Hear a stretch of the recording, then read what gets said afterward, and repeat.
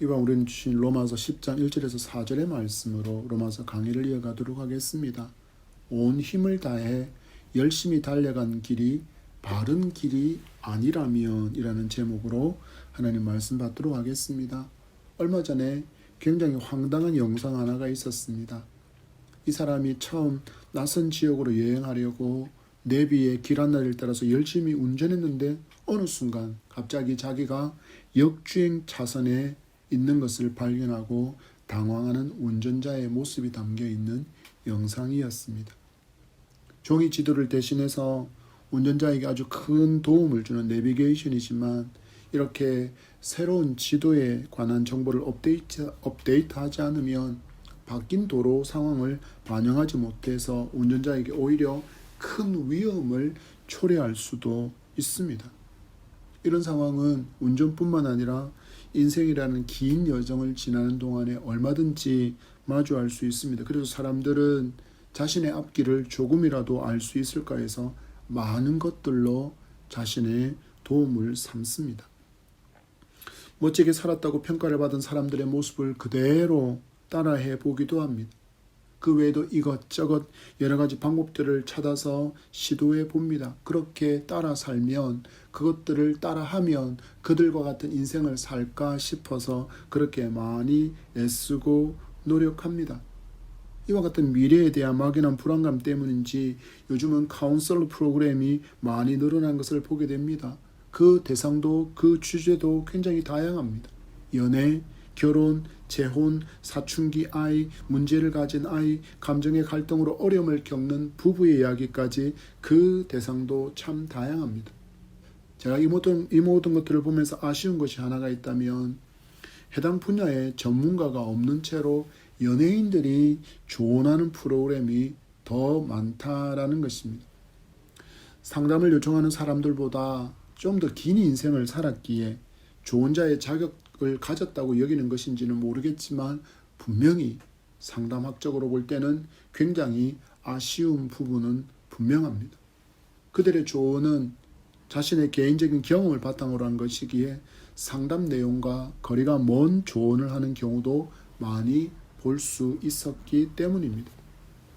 그리고 더 큰 문제가 있습니다. 사람은 당연히 실수하고 그리고 더 뛰어난 기억장치와 연상장치를 갖춘 전자장비라고 해도 오작동을 일으키기 때문입니다. 무슨 말일까요? 완전히 신뢰할 수 있는 것이 없다라는 것입니다. 이런 이유로 인해서 우리의 삶은 정말 많은 도움과 또 조언자를 곁에 두지만 늘 오류와 실수로 채워지게 된다는 것을 어느 누구도 부인할 수 없습니다. 그래서 무엇이 필요할까요? 그래서 사람에게는 무엇이 필요할까요? 바로 변하지 않는 불변의 진리가 필요합니다. 결국 변하지 않기에 그 길만 따라가면 반드시 목적지에 도착하게 만들어주는 그런 진리가 필요한 것입니다. 바로 복음인 생명의 말씀이 우리가 붙들어야 될 그 진리라는 사실입니다. 바울은 율법과 복음을 비교하면서 우리에게 임한 하나님의 축복이 얼마나 위대하고 놀라운 것인지를 계속해서 알려주고 있습니다. 그리고 10장 이후로는 바울은 구원과 삶의 문제를 다루면서 예수 믿은 후에 어떻게 살아야 하는가의 문제에 대해서 이야기를 시작하고 있습니다. 주신 1절의 말씀입니다. 역시 다시 한번 같이 목소리를 읽겠습니다. 시작. 형제들아, 내 마음에 원하는 바와 하나님께 구하는 바는 이스라엘을 위함이니 곧 그들로 구원을 받게 함이라. 아멘. 바울은 계속해서 그의 동족인 유대인들의 구원을 너무나도 간절하게 소망하고 있다라는 것을 우리는 볼 수 있습니다. 그래서 그 첫 음성이 형제들아입니다. 그의 동족인 유대인들을 향해서 원수들이라고 부르지 않습니다. 불신에 대해서 욕을 하지도 않습니다. 당신들도 나와 같이 예수 그리스도를 믿는 믿음 안에서 형제가 되어야 한다는 소망을 담아서 부르는 호칭이 형제임을 우리도 기억해야겠습니다. 자신이 예수 그리스도를 만나기 전에 하나님의 원수로 살았던 것을 기억하며 그 삶이 얼마나 불쌍한 인생인지를 가슴 아파하며 저들도 나와 같이 예수 그리스도를 믿고 생명의 길로 가기를 원하고 있는 것이 바울의 이 부름입니다. 형제들아, 성도의 마음 또한 이래야 합니다. 불신자를 바라볼 때 구원받기를 원하는 간절한 갈망이 있어야 한다라는 것입니다. 우리에게는 그들을 긍휼히 여기고 불쌍히 여기는 마음이 있어야 한다라는 것입니다. 어떤 사람을 보면 교회 다닌다는 이것이 마치 자신이 예수를 믿지 않는 사람들보다는 좀 더 나은 존재가 된 듯이 여기는 사람들을 볼 수가 있습니다. 이런 것은 하나님께서 너무나도 싫어하시는 마음이고 행동입니다. 더 나은 존재가 내가 되었기에 뭔가 선행을 하듯이 뭔가 선심을 쓰듯이 복음을 전할 수 없습니다. 단지 우리는 마땅히 행할 바를 하고 있다는 것을 잊지 말아야 합니다. 그래야 복음 앞에서 교만하지 않을 수 있습니다. 고린도전서 9장 16절 말씀은 내가 복음을 전할지라도 자랑할 것이 없으면 내가 부득불할 일임이라. 만일 복음을 전하지 아니하면 내게 화가 있을 것이로다. 아멘. 부득불할 일이라. 반드시 해야 할 일이다라고 지금 바울은 이야기합니다. 나도 저들과 같이 하나님 앞에서 죄인이었습니다. 그들보다 나에게 하나님의 구원의 역사가 좀 더 일찍 일어난 것일 뿐입니다. 하나님께서 나를 저들보다 먼저 하나님의 자녀로 불러주신 것은 나를 통하여서 저들에게 구원의 복음이 들려지게 하는 사명을 맡겨주시기 위함이라는 것을 바울은 이야기하고 우리 또한 이렇게 고백해야 될 줄 믿습니다. 여러분, 이것이 이 복된 일이 얼마나 우리에게 복된 일입니까? 고린도전서 1장 21절 말씀은 우리에게 이렇게 말씀합니다. 하나님의 지혜에 있어서는 이 세상이 자기 지혜로 하나님을 알지 못하므로 하나님께서 전도에 미련한 것으로 믿는 자들을 구원하시기를 기뻐하셨도다. 아멘. 하나님은 전도라는 굉장히 미련한 방법을 통하여서 하나님의 백성들을 구원하시기를 기뻐하신다라고 말씀합니다. 전도가 왜 미련할까요?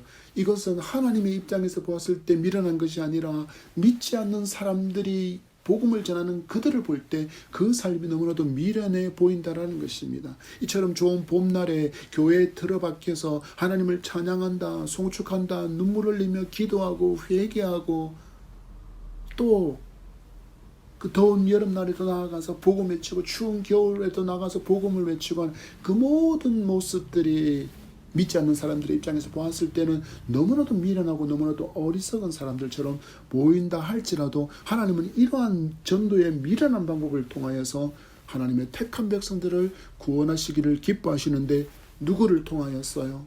먼저 예수 그리스도를 믿은 우리를 통하여서 하나님은 이 일을 이루시기를 원하신다라는 것입니다. 바울은 그래서 이 마음으로 유대인들이 예수 그리스도를 믿고 하나님께 돌아오기를 원하고 있습니다. 그것이 본문에 이렇게 기록됩니다. 내 마음에 원하는 바와 하나님께 구하는 바는 이스라엘을 위함이니 곧 그들로 구원을 받게 함이라. 아멘. 바울의 메시지를 통해서 성도는 전도를 위한 두 가지의 사전 준비가 필요하다라는 것을 발견할 수 있습니다. 하나는 무엇입니까? 바로 그 사람의 영혼의 구원을 간절히 기대하는 마음이고 또 하나는 바로 기도입니다. 이 말씀을 예수님께서는 하나님 사랑과 이웃 사랑으로 말씀해 주셨습니다.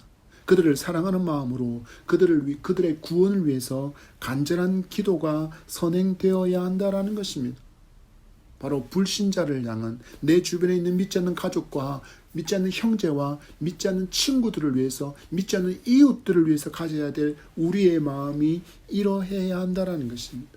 하나님께서 불신자들을 얼마나 사랑하시는지 그리고 우리가 구원을 얼마나 기뻐하고 감격하는지는 무엇으로 드러날까요? 바로 복음 전도로밖에 나타날 수 없다라는 것을 분명하게 알려주고 있는 것입니다. 그래서 구원받은 성도에게는 마땅히 나타나야 할 삶의 변화가 있는데 그것이 무엇입니까? 하나님을 더 사랑하게 되는 것입니다. 그리고 하나님께서 사랑하시는 이웃인 그 불신자들까지도 사랑하게 되는 것이 우리에게 예수 믿은 후에 우리에게서 나타나야 될 변화라는 것입니다.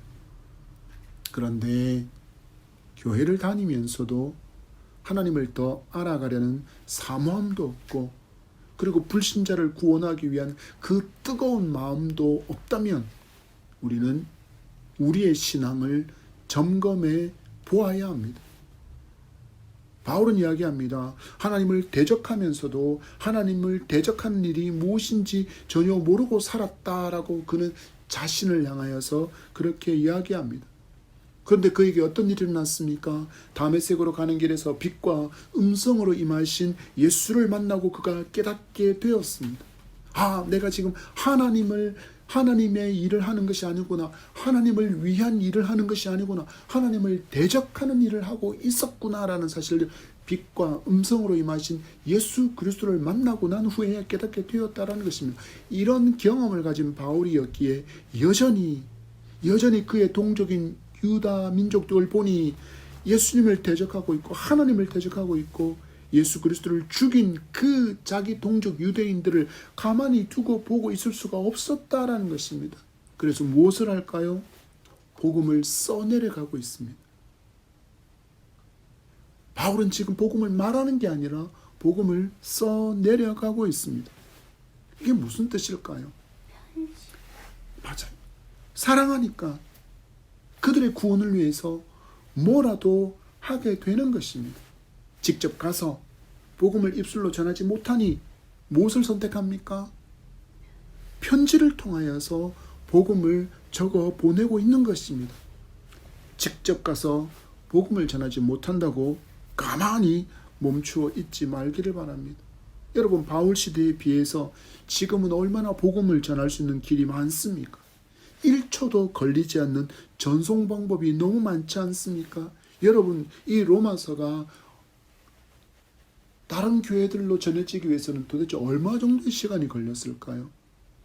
적게 잡아도 수개월의 시간이 걸렸을 것입니다. 그렇지만 바울은 그 간절한 소망과 기대를 품고 한자를 적어가면서 당신들도 이 복음을 듣고 주께 나오기를 원합니다라는 그 마음을 담아서 이렇게 많은 편지를 적어서 그 교회들마다 그리고 알지 못하는 그들에게 복음을 들을 수 있는 기회로 편지를 보냈다라는 것입니다. 그런데 우리는 1초도 걸리지 않는 전송법이 너무 많습니다. 전화에 손을 들고 다니지 않습니까?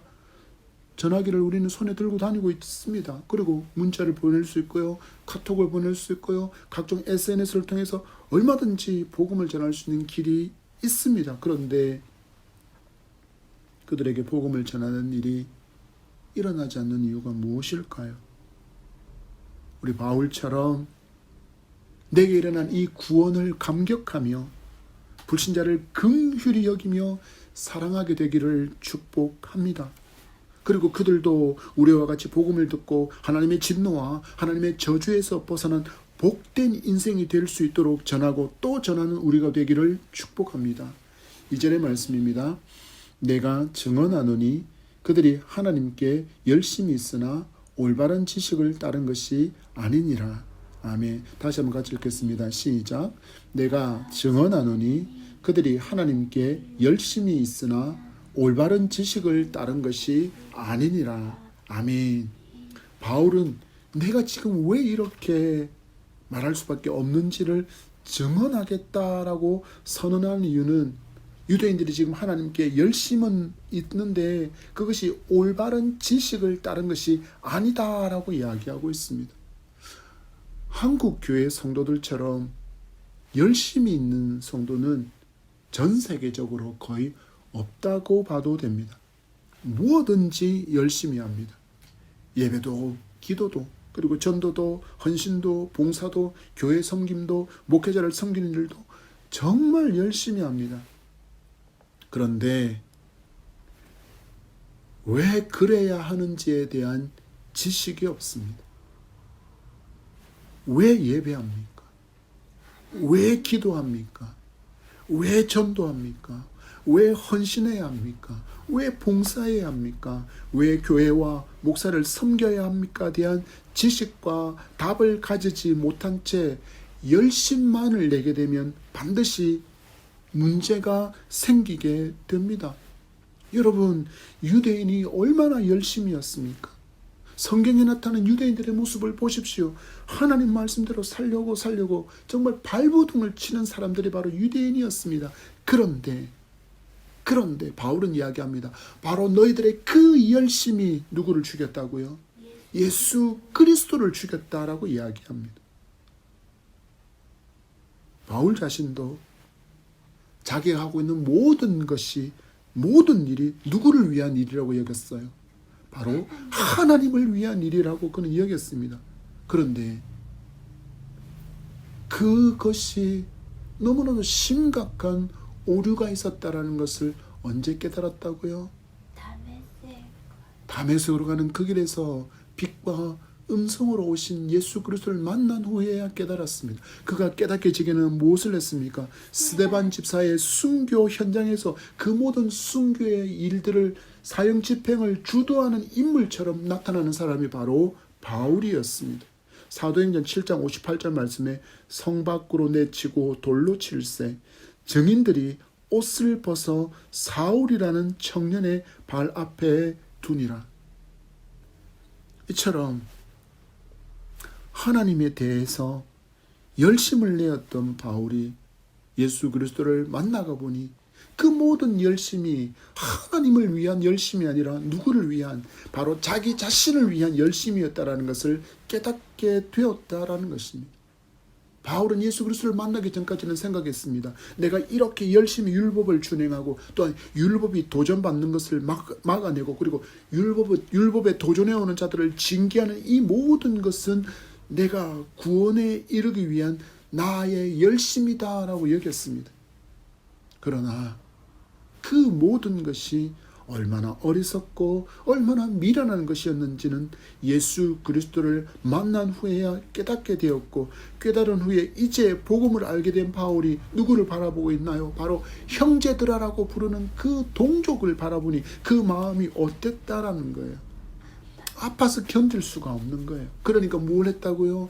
복음을 전하기 위해서 펜을 들고 지금 복음을 써 내려가고 있는 것입니다. 그래서 너희들이 지금 어리석은 삶을 살고 있다라는 것을 글로 지적해 주고 있는 것입니다. 뭐라고 이야기합니까? 올바른 지식을 따른 것이 아니다. 너희들은 지금 올바른 삶을 살고 있는 것이 아니다라고 이야기합니다. 하나님께서 성경으로 알려주신 생명의 길이신 예수 그리스도를 믿어야 구원받는다는 복음의 진리를 누가 알지 못하고 있다는 거예요. 바로 그의 동족인 유대인들이 알지 못하고 있었다라는 것입니다. 앞에서 잠깐 말씀드린 것처럼 우리는 왜라는 질문에 대해서 예수 그리스도에게서 답을 찾지 못하고 그냥 열심으로 뭔가를 하고 있다면 우리도 이런 노력과 이런 열심을 통해서 구원에 이르려는 행위 구원의 모습을 따르고 있다라고 우리는 분명히 기억할 수 있어야 합니다. 예수께서 말씀하셨습니다. 요한복음 8장 31절과 32절 말씀에 그러므로 예수께서 자기를 믿은 유대인들에게 이르시되 너희가 내 말에 거하면 참으로 내 제자가 되고 진리를 알지니 진리가 너희를 자유롭게 하리라. 아멘. 예수 그리스도를 구주로 믿고 예수 그리스도의 제자가 된 사람들은 진리로 인해서 참 자유를 얻게 된다라고 말씀합니다. 구원받은 그 은혜와 그 사랑에 감사하고 감격하며 즐겁고 기쁨으로 예배하고 기도하고 전도하고 섬기고 봉사하고 헌신하고 헌금하는 것이 아니라 마치 이 모든 것을 통해서 구원을 확실하게 만드는 어떤 하나의 방편처럼 생각하고 있다면 바울이 말하는 올바른 지식을 따르고 있지 않는 것입니다. 불신자들과 우상숭배를 하는 사람들의 마음은 구원의 길은 다양하고 내가 믿는 신을 잘 믿으면 그 신도 하나님이니 구원에 이를 수 있다라고 그들은 생각합니다. 현재 많은 교회가 동참하는 WCC의 기본 정신이 이렇습니다. 기독교의 여호와도 그리고 부처도 알라도 모두 한 하나님이니 자기 신만 잘 믿으면 구원받는다라고 이야기합니다. 그래서 그들은 어떻게 합니까? 불교의 승려가 교회당에서 설법하는 것이 아닙니까? 그래서 목사가 절에 가서 설교하는 것이 아닙니까? 가톨릭의 신부가 교회에 와서 메시지를 전하고 있는 것이 아닙니까? 그들은 이야기합니다. 구원의 길은 다양하고 잘만 믿으면 된다라고 그들은 신뢰하기 때문에 이렇게 행동하는 것입니다. 그들은 올바른 지식을 따르는 것이 아니라 인간적인 생각, 그 뒤편에 숨어있는 마귀의 괴력을 따르고 있는 것일 뿐입니다. 우리에게 주신 구원의 이름은 예수 그리스도밖에 없습니다. 예수 그리스도 외에는 어떤 구원의 길도 없습니다. 그래서 주님 말씀하셨습니다. 내가 길이고 진리요 생명이니 나로 말미암지 않고는 아버지께로 올 자가 없다. 분명히 성경이 이렇게 말씀하고 있는데 어떤 근거로 그들은 그렇게 이야기할 수 있을까요? 미혹되었기 때문입니다. 올바른 길을 그들이 모르게 되었기 때문입니다. 여러분, 성도가 왜 하나님의 말씀을 가까이 해야 합니까? 이유는 단순합니다. 맞습니다. 미혹되지 않고 오직 구원의 길이 말씀에 기록되어져 있기 때문입니다. 거기에 대해서 구원받은 후에 성도는 어떤 삶을 살아야 하는지에 관한 분명한 가르침이 이 말씀 안에 있기 때문입니다. 어떤 사람은 이야기합니다. 나는 교회를 다닙니다. 그런데 그렇게 말하는 그 사람의 삶 속에서 어떤 변화도 없고 예수를 닮아가는 성화가 없다면 고민해야 합니다. 나는 지금 유대인들처럼 나만의 신념과 나만의 열심으로 교회만 다니고 있는 것은 아닌가 하고 질문해야 합니다. 그리고 바울의 메시지에서 답을 찾아야 합니다. 3절의 말씀을 보십시오. 다 같이 시작. 하나님의 의를 모르고 자기 의를 세우려고 힘써 하나님의 의에 복종하지 아니하였느니라. 아멘. 바울은 이야기합니다. 바울은 유대인들이 자기 열심을 내었지만 올바른 길을 가지 못한 그 모든 것이 결국 율법을 통한 구원을 얻기 위한 어리석은 노력에 어리석은 수고에 불과했다라는 것을 알려주고 있습니다. 그래서 하나님의 의를 모른 채 자기의 의를 세우려고 했다라고 그렇게 말합니다. 하나님의 의는 무엇일까요? 하나님의 의는 오직 예수 그리스도를 자신의 구주로 믿는 믿음에 근거하여서 얻게 되어지는 그 의를 이야기합니다. 곧 하나님의 칭의를 이야기합니다. 의롭게 되었다. 믿음으로 말미암아 의롭게 되었다라는 그 하나님의 칭의를 이야기합니다. 이 올바른 지식을 유대인들은 알지 못했습니다. 그래서 그들이 무엇을 했다고 말씀하고 있습니까? 자기 의를 세우려고 힘써 뭐하고 있습니까? 하나님의 의에 복종하지 않았다라고 이야기를 합니다. 율법을 통해서 구원을 얻으려고 하나님께서 보내신 메시아를 거부했다라는 이야기입니다. 하나님을 믿는다고 말은 했지만, 우리는 하나님의 말씀을 받은 민족이라고 말은 했지만, 그들은 누구를 알지 못한 것입니까? 바로 하나님을 알지 못한 것입니다. 그 결과가 무엇입니까? 그들은 하나님의 아들이신 예수 그리스도를 거부하고 율법에 따라 자신의 의를 세우려고 그렇게 노력했지만 하나님의 진단은 무엇입니까? 하나님의 의를 너희는 모른다라고 말씀합니다. 하나님의 의를 모르는 사람은 어떤 삶을 살게 된다고요? 하나님의 의에 복종하지 않는 삶을 살게 된다고 이야기합니다.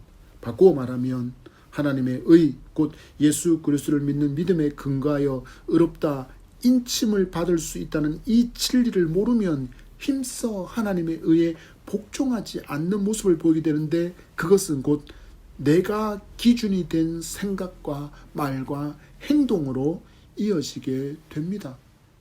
많은 사람은 이야기합니다. 교회를 다녀주는 게 고맙지 않냐라고 여깁니다. 야 목사야, 내가 지금 이 작은 교회에 오는 게 큰 교회든 작은 교회든 내가 지금 야 목사야 내가 너희를 위해서 내가 교회에 다녀주는 게 고맙지 않느냐라고 여깁니다. 그래서 뭐만 할까요? 예배만 참석하면 되지 않느냐 하며 성화의 삶, 제자의 삶에 대해서는 전혀 무관심한 채로 여전히 교인으로만 남아 있습니다. 아닙니다, 여러분. 성도는 처음 교회에 와서 교인이 되었다 할지라도 예수 그리스도를 믿고 그리고 바른 신앙을 고백한 성도가 된 후에는 제자로 성장해야 합니다. 제자로 자라가야 합니다. 그리고 제자로 살아야 합니다. 그런데 그런 제자로서의 삶에 대해서는 전혀 생각조차 하지 않습니다. 바울은 이야기합니다. 이런 모습이 무엇이라고 말씀하고 있습니까? 하나님의 의를 힘써서 복종하지 않는 상태라고 이야기합니다. 여러분, 믿음은 맹종이나 굴종이 아니라 복종입니다. 복종. 맹종은 보통 조직폭력 영화에서 많이 볼 수 있는 장면인데 윤리적인 어떤 판단도 없이 그저 보스가 내리는 명령에 따라서 모든 것을 수행하는 관계로 나타날 수밖에 없습니다. 그래서 모든 것을 판단하고 모든 것을 결정하는 것은 오직 누구에게만? 그 조직폭력의 두목에게만 있는 그 형태가 바로 맹종입니다. 두 번째, 굴종이 있습니다. 굴종은 자기의 뜻은 있지만 자기의 뜻을 펼치 못하고 굽혀서 남에게 복종하는 모습을 이야기합니다. 예를 들면 우리가 식민 지배를 받을 때 우리 민족의 모습이라고 할 수 있겠습니다. 우리 민족이 민족의 뜻대로 살고 싶었지만 그 뜻대로 살지 못했습니다. 왜요? 더 강한 군사력과 힘을 가진 일본이 강하게 누르고 있었기 때문입니다. 그래서 자기 뜻을 펼치지도 못하고 굽혀서 복종했던 때를 바로 우리는 굴종이라고 부릅니다. 그러나 복종은 남의 명령이나 의사에 그대로 따르는 것입니다. 바로 우리의 주가 되시는 예수 그리스도의 명령이나 그 가르침에 전적으로 순종하는 모습을 우리는 복종이라고 말할 수 있는 것입니다. 하나님의 말씀으로 이렇게 명령을 주셨는데 내가 자의적으로 판단해서 이건 이럴 거야 라고 판단하고 행동한다라는 것입니다. 이것이 전적으로 순종하지 않는 것입니다. 하나님의 의에 힘써 복종하지 않는 것입니다.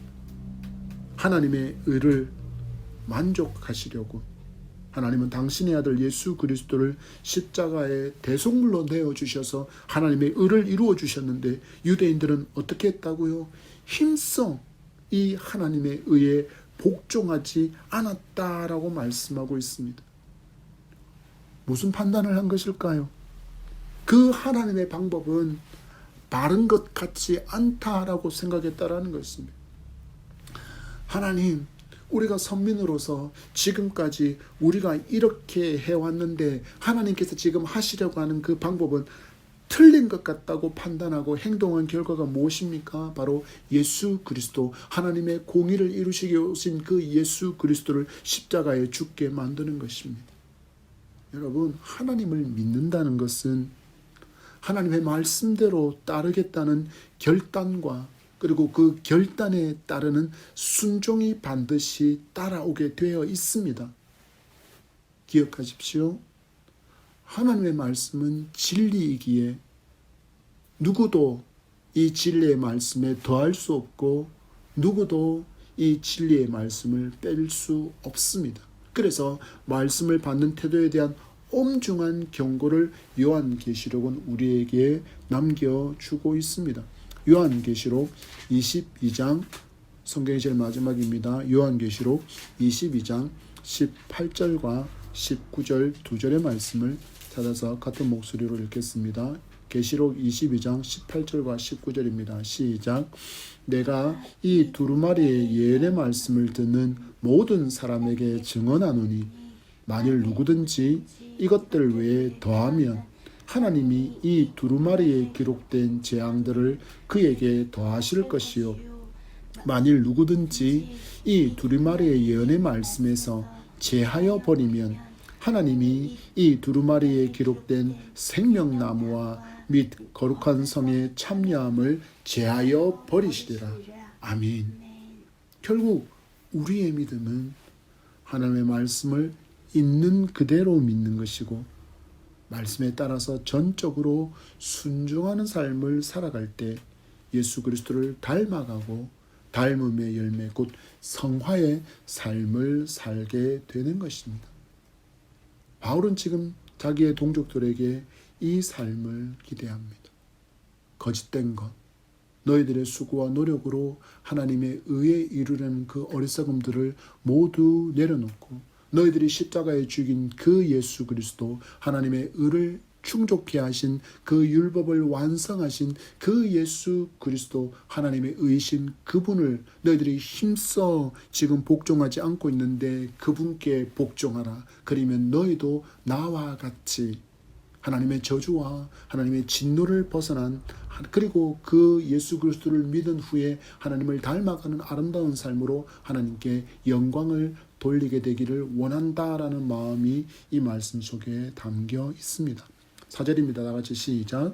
그리스도는 모든 믿는 자에게 의를 이루기 위하여 율법의 마침이 되시니라. 아멘.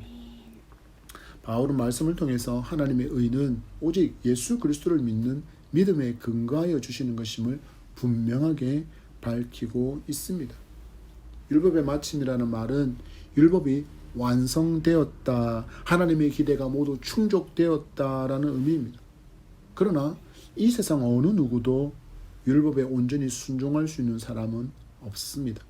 그런데 예수 그리스도는 이 율법을 온전히 순종하심으로 마침이 되셨고 완성이 되셨습니다. 바로 그 율법의 불완전함을 완전함으로 이루신 것입니다. 율법이 말하는 희생제사가 있습니다. 짐승의 피를 흘리는 그 제사, 단회적으로 피를 흘리는 그 순간에만 그 죄의 사함을 넣는 그 불완전한 제사를 하나님의 어린 양이신 예수께서 완전한 제사의 제물이 되어 주심으로 더 이상 우리는 짐승을 죽이고 짐승의 피를 흘리고 짐승의 기름을 불에 태우고 그 모든 뼈까지도 불에 태우는 그 모든 제사를 더 이상 우리는 드리지 않게 되었습니다. 또한 성경에 기록되어진 부정함으로 구별하는 음식의 제한도 우리에게는 해당하지 않습니다. 그리고 절기를 준수하는 문제 또한 더 이상 우리가 따르지 않아도 되었습니다. 왜요? 율법을 완성하신 예수께서 마침이 되셨기 때문입니다. 그래서 이제 하나님의 의는 하나님의 의를 충족케 하신 예수 그리스도만을 믿으면 그 믿음에 근거하여서 우리를 의롭다 칭해 주시는 것입니다. 이건 무슨 말일까요? 우리는 더 이상 구원을 위해서 해야 할 일은 없다라는 것입니다. 불신자들은 예수 그리스도를 믿기 위해서 반드시 복음을 들어야 합니다.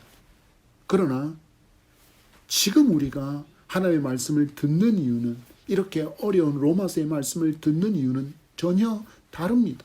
우리는 예수 그리스도를 믿은 사람으로 이제는 예수 그리스도의 제자로 살기 위해서, 성화의 삶을 살기 위해서 말씀을 먹고 있다는 것을 성도는 분명하게 알아야 합니다.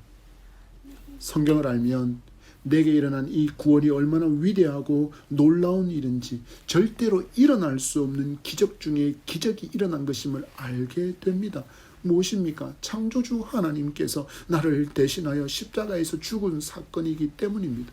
이 진리를 알게 된 성도는 하나님의 의를 충족시키기 위한 노력으로 예배하고 기도하고 찬양하고 봉사하고 섬기고 희생하고 헌금을 하는 것이 아니라 내게 일어난 이 구원의 기적에, 구원의 감사함으로 그 모든 것을 행하는 것입니다.